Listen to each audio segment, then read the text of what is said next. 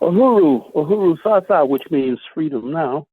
And we were listening to the Life Choir. The Life Choir is led by or conducted by H.B. Barnum, who was Aretha Franklin's musical director for 25 years. And the feature vocalist on that particular track was Ali Woodson, the lead singer of the Temptations. He was once the lead singer of the Blue Notes. He was once the lead singer of the Pictures. And joining me on the line from Toronto is a guitarist, Maurice Gorden.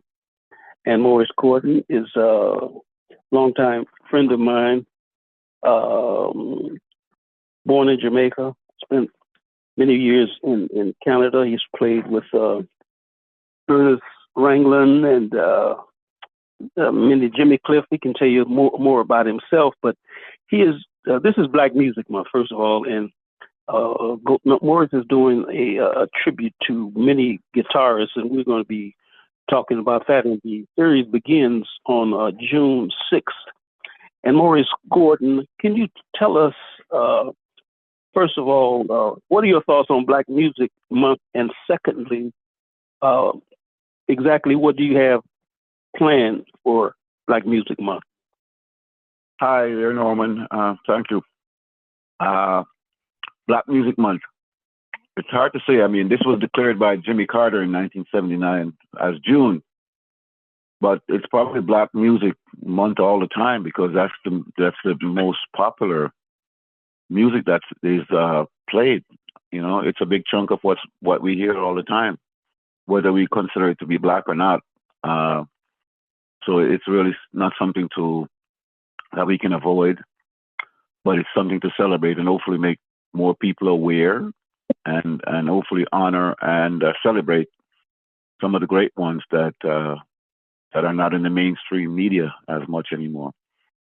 My residency at the Caliban Arts Theatre location, Contxt, which is at Lansdowne and College, is a tribute to two of my guitar heroes, one of them being Grant Green, and that's June the 6th. His birthday is officially on his official birthday, June the 6th. And on the 20th, I do something celebrating the music of Mr. Ernie Ranglin, who was the godfather of reggae guitar. On the 20th, his birthday is June the 19th. 32, he's going to be 94. 90 plus 3, 90 plus 3, or 93.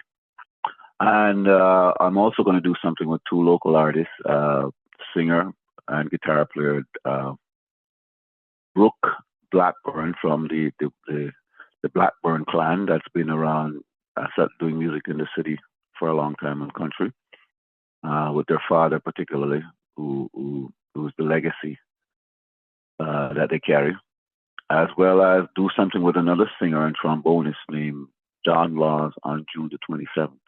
And these are all on Friday evenings, and the duets will be intimate the 13th and the 27th. And on the 6th, it is under the auspices of my group, Soul Jazz Collective. I have to amend that name to Toronto Soul Jazz Collective because it happens to be apparent in other places.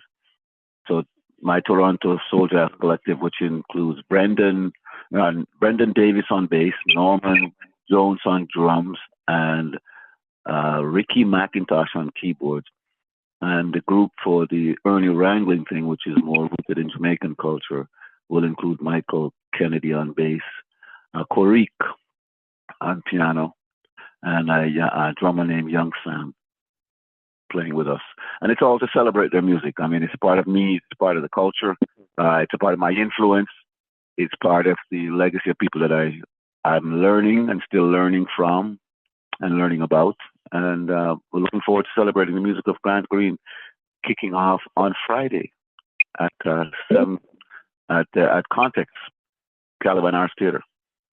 Let me ask you that Ernest Ranglin played on It Hurts to Be Alone, which was led by one of my favorite singers, He's basically been he's an afterthought. Unfortunately, Junior Brathwaite, who was the original lead singer of the Wailers, I think he may have been 60 at the time, but Ernest Ranglin did that. It was a great solo on "It Hurts to Be Alone." Yeah, that's his most famous solo. I'll be doing that song as well. Really? Oh man! Yeah. Well, certainly the most famous. His songs didn't go as far as Wailers' music, personally, not as far-reaching. So he says that it's his favorite. It's his most famous solo. And further to that, the Al Anderson, the guitar player with Bob Marley and the Wailers, his most famous solo is the one on No Woman No Cry. Is it Wait in Vain, or what is his favorite? No, Wait on No Woman No Cry. Cry, yeah. Yes, sir. Right. That's Al Anderson. He's also the one playing the solo on Lively Up Yourself. To name a few. Wait in Vain is the solo that is Junior Marvin.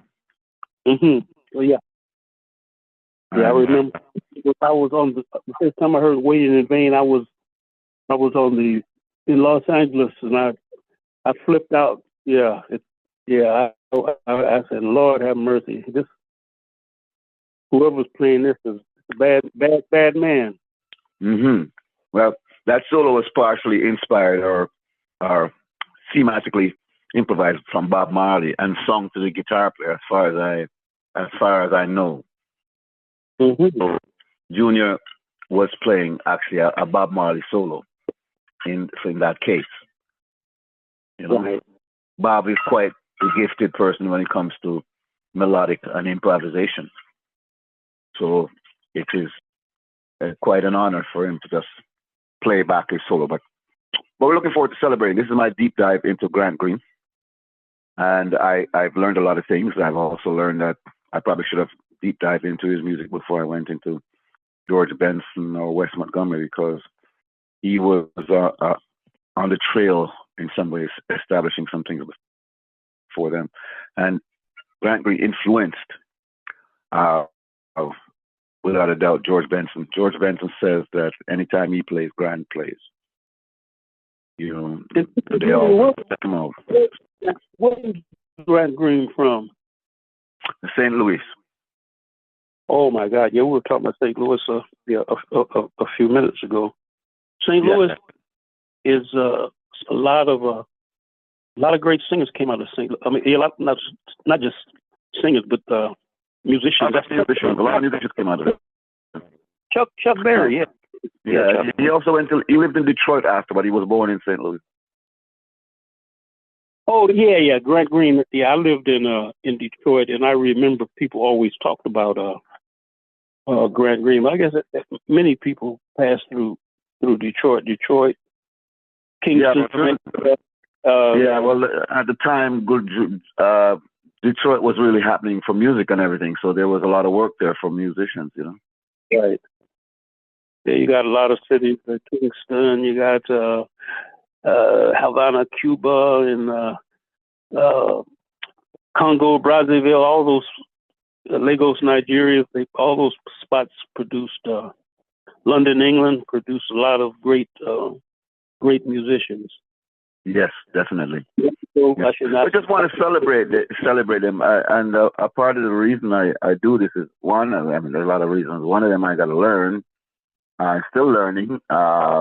They created a great legacy of which I think needs to be carried on, which is not being done in Toronto in particular. Maybe in Canada, I don't really see a lot of people doing tribute to these players. There are tributes, yes, but not to these players. So I've been doing tribute to Charlie Christian. I've been doing a Wes Montgomery thing, and did the Ernie Ranglin. I wanted to do that 2 years ago at the Youth Room, but that didn't work out. But still got to keep it alive and learn the repertoire and learn the style. Every time you deep dive into this, for me as a musician, I learn a lot of things. Right. Well, go ahead. I cut you off.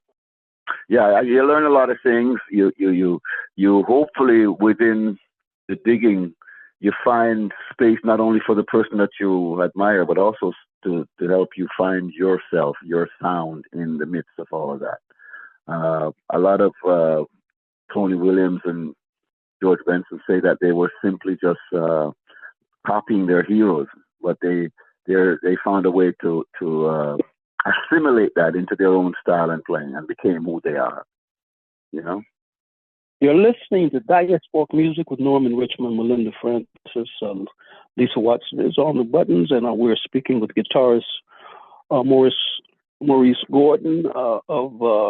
He's going to be doing a concert series tribute at Caliban Arts Theater, tribute to many great guitarists. Let me ask you this before I put you on. I'm not going to put you on the spot. I'll put myself on the spot.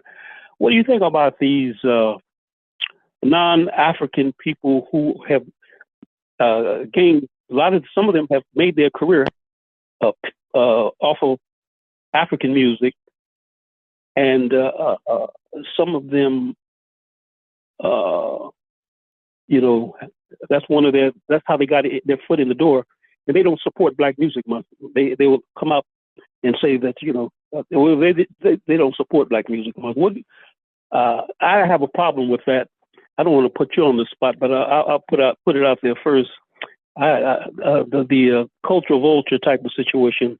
What are your thoughts on that? Well, I don't know if what we're saying or seeing is anything really new. It's been going on since the beginning of time when it was discovered. But at the same time, earning from it and treating it with disrespect is not good. It's for anybody. We have to respect it, and we have to honor it and celebrate it, because it's the usual case where somebody else is making more money out of it than the person who created it, or the culture that created it. That's just the way capitalism works, unfortunately. But I hope that we can gain more and celebrate it more and earn more from it as we go further. There are more people who are coming around to respecting that, but we still have a long way to go. I know you're not going to, but I want to continue to talk about Ernest Ranglin. Ernest Ranglin has played with a lot of musicians on the continent of Africa, and I know you're not going to be dealing with that aspect. But could you talk about, Ernest Ranglin and how he got involved with, the African musicians? I think that from what I know, Ernie, first of all, his voice is already there in Africa because it was carried there by Bob Marley and Jimmy Cliff, because he worked with Jimmy Cliff as well. There's a live version of Many Rivers to Cross that he plays a solo on, as far as I know, because when he was playing with Jimmy Cliff live, he was the one that shaped the music, and he recorded with him too. And I also played with Jimmy Cliff for about 3 years. But in terms of Ernie, I think that all the major festivals that he went and played, including the World Music Festival, WOMAD, he made contact. He was always making contact with different musicians who knew him and he knew them. And part of that, he led him to do an exploration of African music on a deeper level.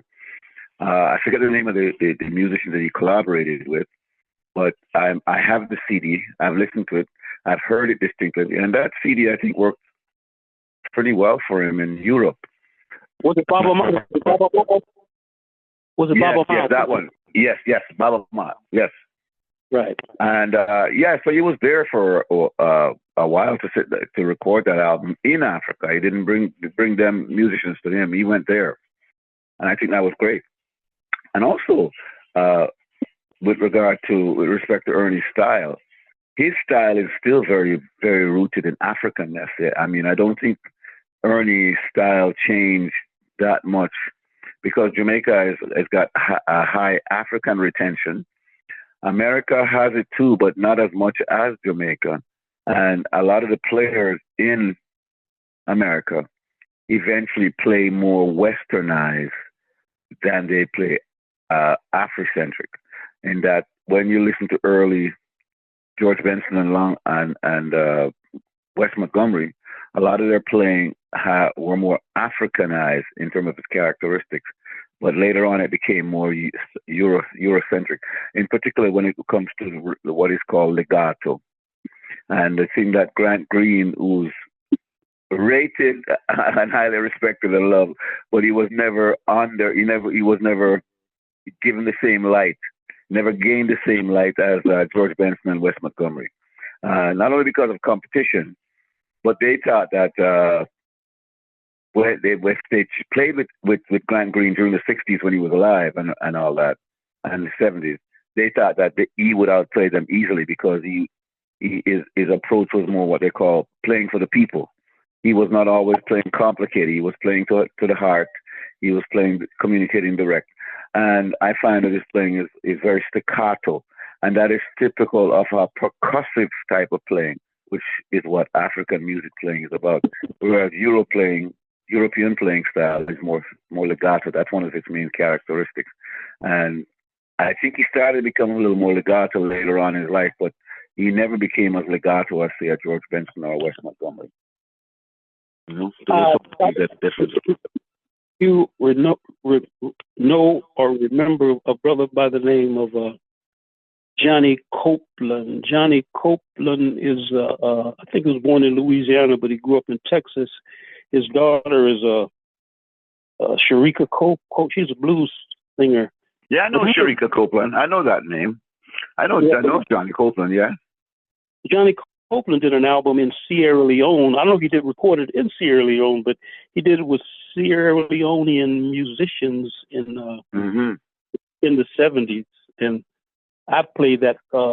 I think people need to go back and check that particular album out. Yeah, Johnny Copeland. Check it out. I've never heard that one. Johnny but Copeland, I know the name. Right. Is it what did Johnny Copeland do? Is it because I'm black? I was Johnny Copeland. Yeah. Well, he did that. I think. Right. That one was him that did that. I know there's a reggae version, but I don't remember the name of the American singer that it was copied from. Johnny Copeland. It was him. Yeah. That's a wicked song. Have you ever heard the reggae version? Yes, sir. Yeah. Oh, yeah. Yeah. With what's his name? Mickey Thomas. Isn't he from? Did it in England, didn't he? Yeah, the live version. That is a gut wrenching version that he does. What's his name? Did it over too? Ken Booth. But I think the Mickey version is a tearjerker. You didn't go to Jimmy Cliff when Jimmy Cliff got arrested the first time he went to Nigeria. He was arrested. I remember that. That was kind of crazy. I heard about that. There's also the story of I'm not sure if it's Toots or Jimmy. When they went to Africa, they were going on the same assumption that the set length would be the same as in America, which is not typically 90 minutes. Right. When I think when is it Jimmy or Toots went and did the set, and they came off stage after 90 minutes, and some people said, "Hey man, where are you going? The show just got started. Get back on stage." I think it was Toots, and I heard Toots went back up there and redid the whole set and improvised and stretched the songs up. And Toots is a fantastic improviser, right? Right. I mean, one of my dreams was to do a recording one day and just have Toots come in and sing a solo, because he's an instrument. He's a creative genius, man. Every time he goes to the studio to record the same song, he does a different version. And he's just so creative, like crazy. Right. I remember he did that. Reggae's Got Soul. That was a beautiful. That was a heavy. Oh yeah, he did that with what's his name too?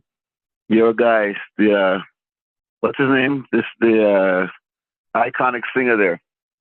Reggae Got Soul. Reggae got. He did it, I think, with Willie Mitchell. I think was he the? Yeah, no, but he did it over with that other singer, man. That other big black singer that you know, Deep. And they did it with the group that world music group. And you know the name. I'll find it. We'll keep talking. I'll find it. Not Peter Gabriel is a European, but Peter Gabriel did put a lot of that stuff together, right? Oh yeah. Yeah, I think so. He did that. Peter Gabriel, I think he put together, it was Yusu Indoor, Tracy. Yeah. That's the world thing. The singer was thing, you know him. It's Taj Mahal. Taj Mahal did a lot of those reggae got soul. And in fact, what's his name is on that too? Ernie Ranglin is on that. Mm-hmm. The world Playing for Change. They Right. have Ernie Ranglin on that and Taj Mahal. And Taj Mahal was already deep into reggae anyway and Jamaican culture. Well, Taj Mahal is part of his family is from Saint Kitts. He's Virginian Saint Kitts. That's his. Okay. But that might explain his affinity for this Caribbean music. Yeah, and his sister recorded with they did a fab with oh my God, Papa Wimper. That's Taj Mahal's sister on that. She's singing in he's singing in Lingala and she's singing in English. Okay, yeah. But there are a lot of that world music thing, and yeah, Ernie Ranglin does a nice solo on that, and that was just done like I don't know, the last 10 years or less. Mm-hmm. Oh yeah. But in terms of the African retentions, we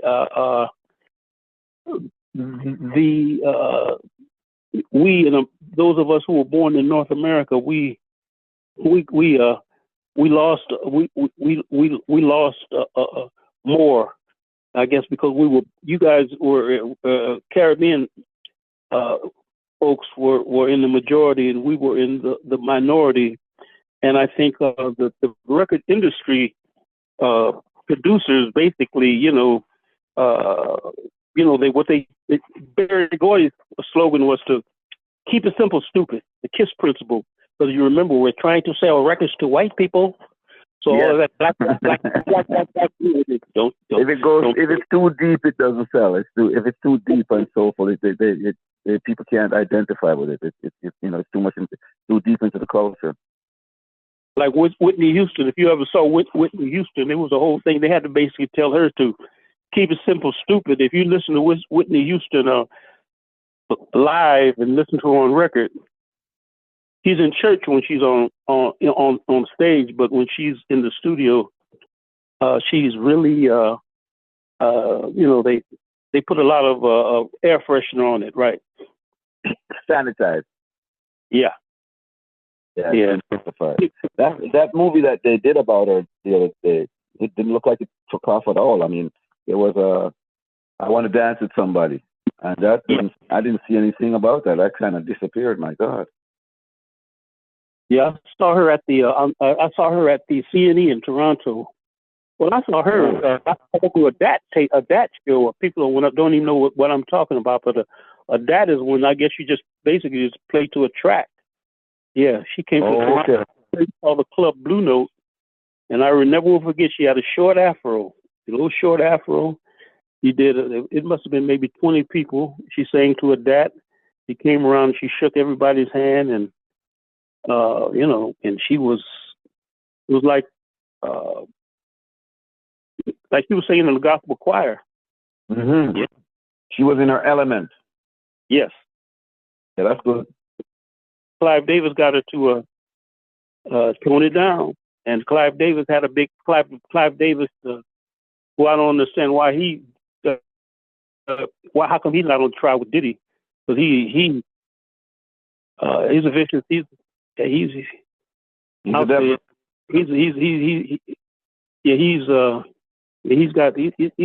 Lucifer. Yeah. I suspected that a long time ago. I hear a lot of the cats, the guys from Philly, the Philly Sound cats and all that. Clive Davis is the guy that they've all signed over their life to.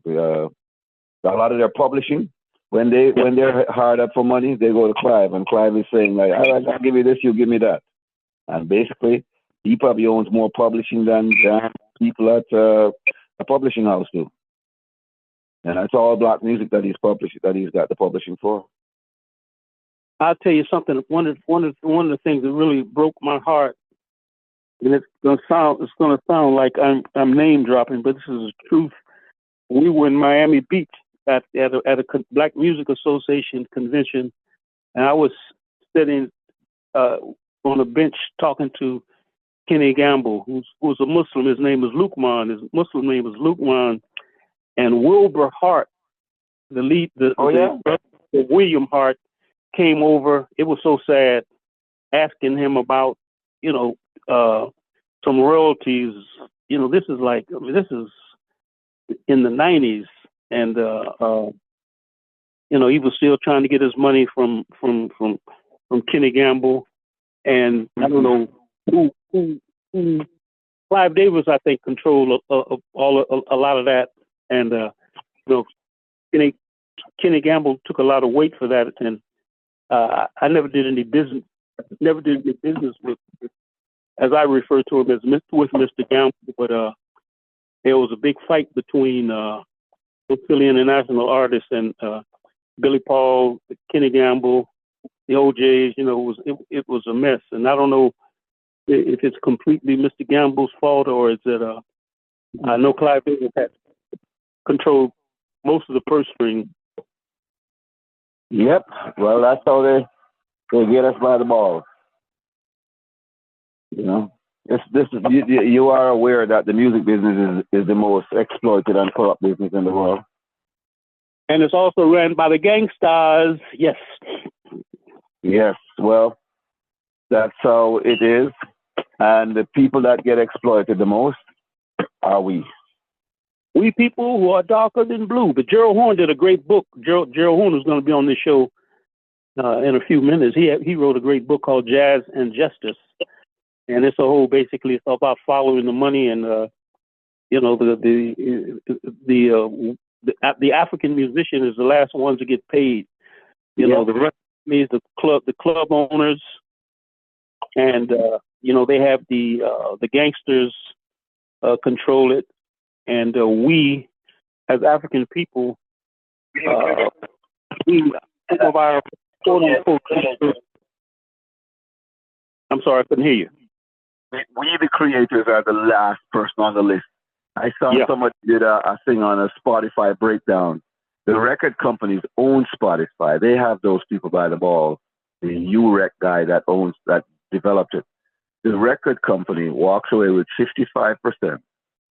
I think the publishers walk away with 30%, and the artist walks away with 15 or something. I don't know where the other 5. That might be administrative for them. And then there's no separate line in there for the publisher, the composer. They're not on the thing. You know what I mean? This thing is making money from a song that somebody created, but yet that person in the distribution of the income, that person's name is not mentioned. It's the record company first, the publishers, and then the artist, you might say. Because I could write a song and somebody else does it. And that what happens is that we don't get we don't get the lion's share. The record companies make more money from our thing than we make from our own thing. Right. But we've really run out of time, and we're over time. But I want you to basically talk about what's going to be taking place next Friday night. Friday. Okay. Well, on Friday, June the 6th, at 7 o'clock or 7:30, we will be performing and honoring Grant Green, a great American guitarist, probably the most recorded jazz guitar player there ever was, as well as a big influencer for the acid jazz movement. One of the most versatile guitar players. He went as far as to do an album that featured country music, but this jazz man. He covered the pop tunes, he covered the blues, he covered the straight ahead standard, he did modal things. I mean, this is versatility at its highest. He wrote a lot of songs, and ain't it funky now? Grant Green is probably the funkiest guitar player that ever was. like I said, very influential. And this whole acid jazz movement that became very popular in a lot of places, including Japan, he was one of the pioneers.